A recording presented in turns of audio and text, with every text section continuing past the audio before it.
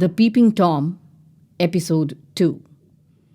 Devyani entered the house and she was quite shocked to see that Kaku, Kaki, Arindam, Ashi, everyone was there. Baba and Kaku were in fact sitting on the dining table and they were trying to talk to Ankita auntie. Devyani inched a little closer to Anuj and asked, Ki holo? What happened? Anuj quietly pointed to the corner where Nandita Didi was sitting. Didi looked scared and exhausted. Still confused, Devyani turned her attention towards Ashi. Though the youngest among the four cousins, Ashi was the most vocal. There was such a look of triumph on her face, and when her eyes met Devyani's, Ashi winked. Devyani was still not able to understand. For a moment she thought, oh my God, Ankita auntie had seen her with Ashutosh today. Is that why the entire family was gathered here? God, shucks. On the pretext of drinking water, Devyani went to the kitchen. Thankfully, Ma was making some tea there. Almost in a whisper, Devyani asked Ma, Ma, ki holo? Ma whispered back, Bordi has got to know about Nandita's affair with that guy Maulik. It seems the affair has been going on since 2 years, and Bordi is quite convinced all the four of you knew about it. Do you? Eh? Affair? Nandita Didi's affair? I have no idea. If this is what she has to give me back after all these years of toil and sacrifices, then it is disgraceful to say the least. Kaustubh, I still can't believe what I have seen today and what I have heard from Nandita's mouth herself, shouted Ankita auntie from the dining room. Devyani and Ma carried the tea tray to the dining table. In a flash, Deb understood that this was the reason why Nandita Didi was sitting quietly in one corner, scared and drained, almost ready to collapse. And this was the reason why Ashi had such a triumphant look on her face. Devyani looked at her two brothers. They too had such a satisfying expression on their faces. All the children had felt the burden of Ankita auntie's terror every now and then. School picnics, coaching classes, holiday trips, career choices, all had to have the stamp of Ankita auntie. Today, perhaps for the first time, she and her family were at the receiving end. It was always, Niladri Bhaiya is so disciplined, Nandita Didi is so obedient, do like Niladri Bhaiya does, behave like Nandita Didi does. Oh God, the cousins would simply get sick of hearing these things umpteen number of times. All the tension that had gripped Devyani at the Zen Cafe finally drained out, and she took a long, deep breath of relief. Meanwhile, the tirade at the dining room continued. All those court sessions and client meetings were just an eyewash.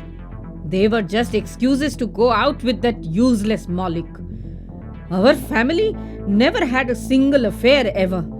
And now this girl has been moving around with that boy since 2 years. Disgusting, Kaustubh, disgusting. Mrs. Shah was so happy when she informed me about this boy Maulik. I was put to shame by this girl. And what have I not done for her, huh?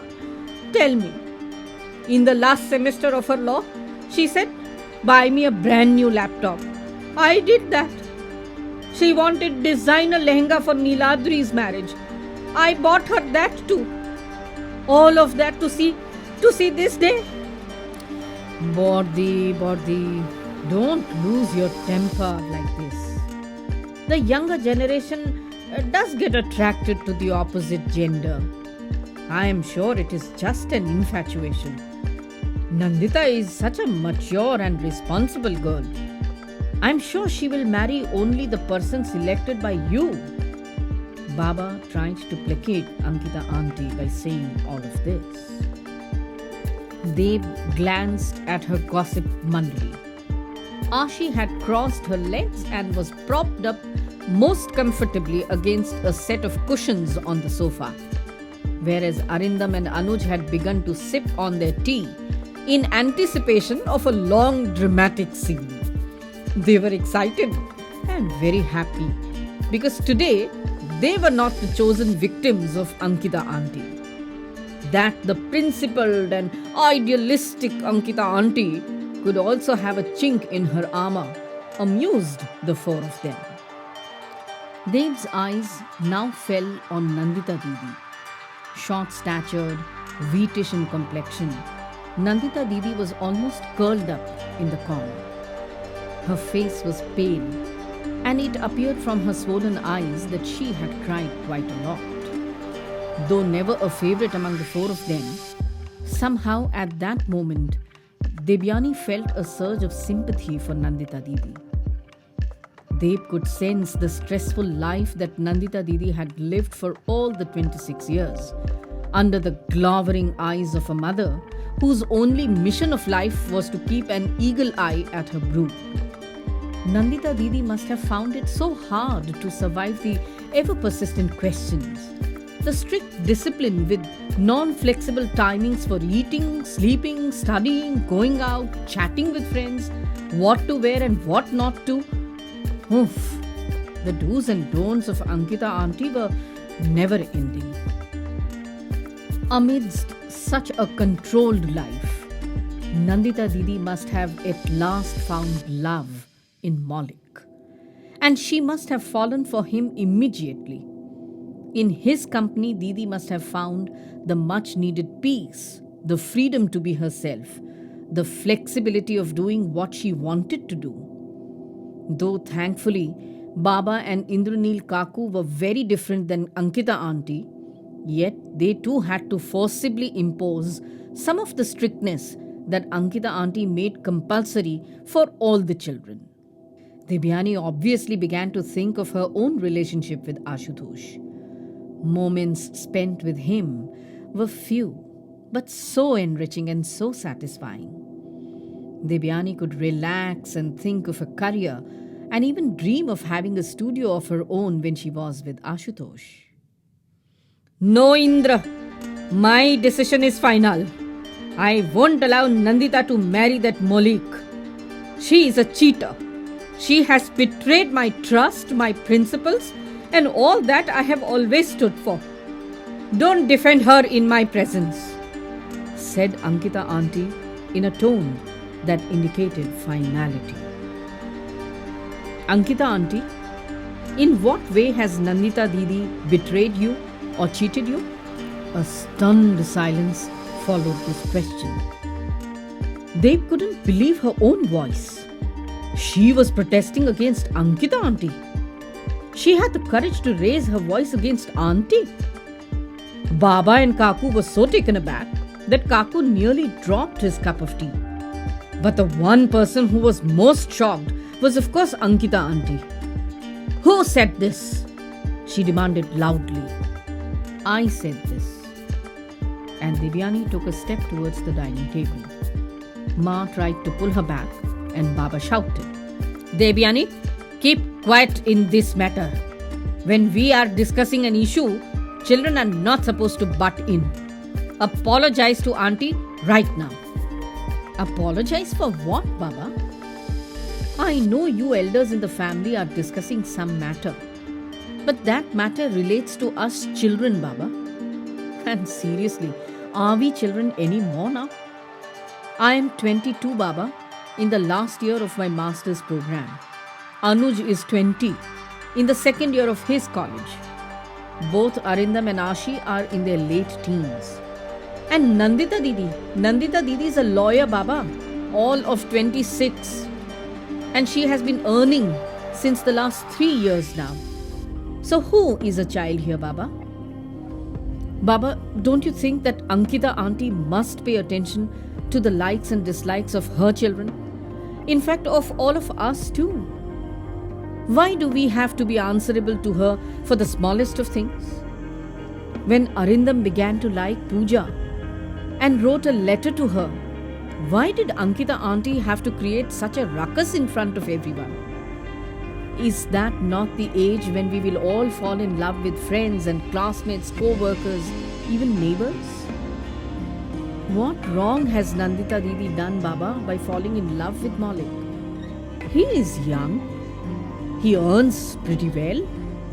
He has been working with her since the last 3 years in the same office. Then why is so much fuss being created, Baba? I know, Ankita auntie, that you really sacrificed a lot to bring up Baba and Indranil Kaku. But does that mean, auntie, that you can control their lives and the lives of their children forever? And auntie, forget us. We do have a wonderful set of parents who understand us and who befriend us. But please, auntie, look at Nandita Didi. Last year, from her own savings, she wanted to buy a car. But you didn't allow.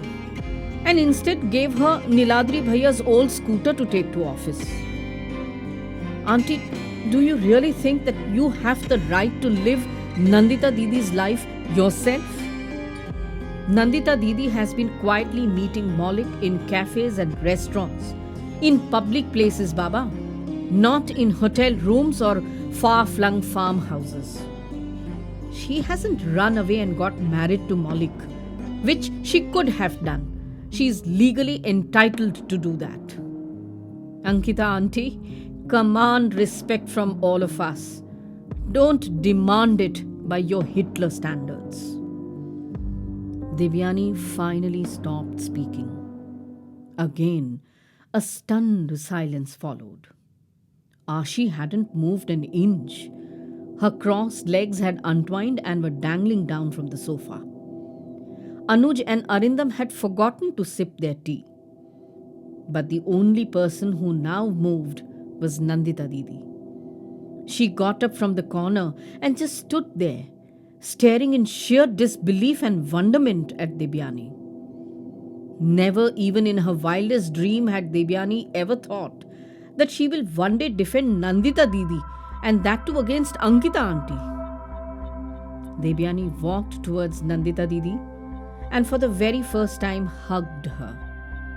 Devyani then turned towards her father. Baba, I can't stay here. I'm feeling suffocated, and I'm sure Nandita Didi is also feeling suffocated. We will just step out for some fresh air and some coffee. Chal Didi. And Devyani picked up her bag, put her scarf round her neck, and holding Nandita Didi's hand, she walked out of the house.